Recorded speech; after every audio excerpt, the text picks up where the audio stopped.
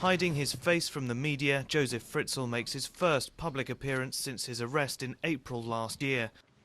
It was in a cellar beneath this house in Amstetten that 73-year-old Fritzl is accused of imprisoning his daughter Elisabeth for 24 years, repeatedly raping her and forcing her to bear 7 children. On August 28, 1984, Elisabeth Fritzl went missing. Her mother Rosemary filed a missing persons report, frantic over the whereabouts of her daughter. For weeks, there was no word from Elisabeth, and her parents began to assume the worst. Then, seemingly out of nowhere, a letter arrived from Elisabeth claiming she had grown tired of her family and ran away. Her father Joseph told the police officer who came to the house that he had no idea where she would go, but that she likely joined a religious cult, something that she had talked previously about doing. But that was far from the truth. In fact, Joseph Fritzl knew exactly where his daughter was. She was about 20 feet below from where the police officers were standing. On August 28, 1984, Joseph called his daughter into the basement of the family's home. He was refitting a door to the newly renovated cellar, and he needed help carrying it. As Elisabeth held the door, Joseph fixed it into place. As soon as it was on the hinges, he swung it open, forcing Elisabeth inside and knocking her unconscious. For the next 24 years, the inside of the dirt wall cellar would be the only thing Elisabeth Fritzl would see. Her father would lie to her mother and the police, feeding them stories about how she ran away and joined a cult.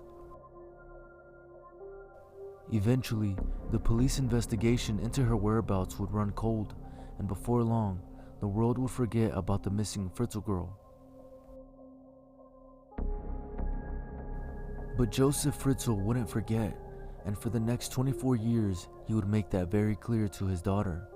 As far as the rest of the Fritzl family was concerned, Joseph would head down to the basement every morning at 9 a.m. to draw plans for the machines that he sold. Occasionally, he would spend the night in the basement, but his wife never worried because her husband was a hard-working man and he was thoroughly dedicated to his career. As for Elisabeth Fritzl was concerned, Joseph was a monster. At the very minimum, he would visit her in the basement 3 times a week, but usually it was every day. For the first 2 years, he left her alone, only holding her captive, but then he began to rape her, continuing the nightly visits he had begun when she was just 11 years old. 2 years into her captivity, Elisabeth became pregnant, though she miscarried 10 weeks into her pregnancy. However, 2 years later, she became pregnant by her father once again, this time carrying to term. In August of 1988, a baby girl named Kirsten was born. 2 years later, another baby was born, a boy named Stefan.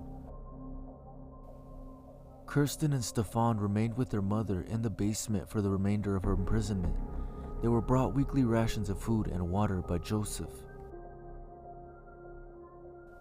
Elisabeth attempted to teach them with the rudimentary education she herself had, and attempted to give them the most normal life possible, given the horrific circumstances.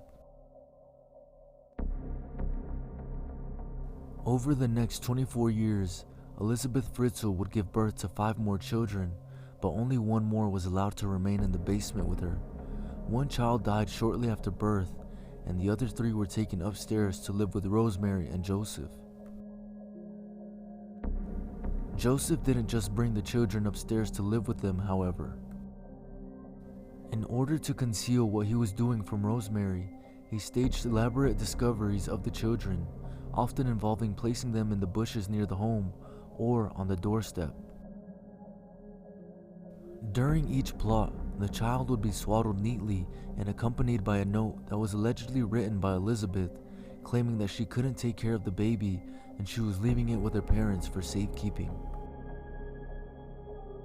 Shockingly, social services never questioned the appearance of the children and allowed the Fritzls to keep them as their own. Officials were, after all, under the impression that Rosemary and Joseph were the children's grandparents. It is not known how long Joseph planned on keeping his daughter captive in his basement. He had gotten away with it for 24 years, and for all the police knew, he was going to continue for another 24. However, in 2008, one of the children in the basement fell ill. Elisabeth begged her father to allow her 19-year-old daughter Kirsten to get medical attention.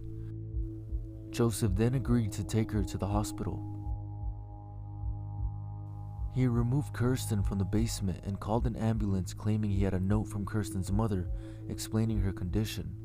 For a week, police questioned Kirsten and asked the public for any information on her family. Naturally, no one came forward as there was no family to speak of.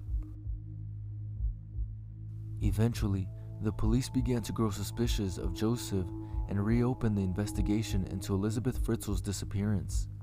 They began to read the letters that Elisabeth had supposedly been leaving for the Fritzls.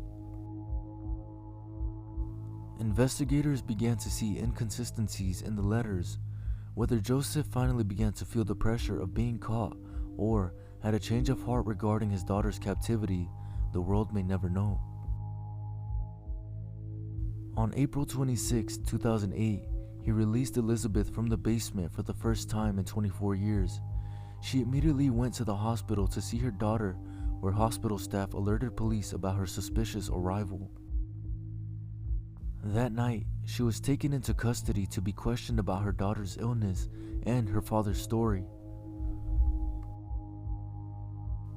After making the police promise she would never see her father ever again, Elisabeth Fritzl told the story of her 24-year imprisonment.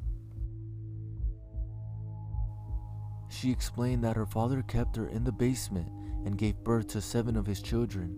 She added he would come down during the night, make her watch pornographic films, and then rape her. She explained that he had been abusing her since she was 11 years old. Police arrested Joseph Fritzl that night. After the arrest, the rest of the children in the basement were also released, and Rosemary Fritzl fled the home. She allegedly knew nothing about the events taking place right under her feet, and Joseph backed up her story. The tenants who lived in the apartment on the first floor of the Fritzl home also never knew about what was happening beneath them, as Joseph explained away all sounds by blaming faulty piping and a broken heater. Today, Elisabeth Fritzl lives under a new identity in a secret Austrian village known only as Village X. Her new home is under constant CCTV surveillance, and police patrol every corner of the village. The family doesn't allow journalists into their home and have declined to do any interviews. Though she is now in her mid-50s, the last photo ever taken of her was when she was just 16 years old. The efforts to conceal her new identity were made to keep her past hidden from the media and let her live a normal life.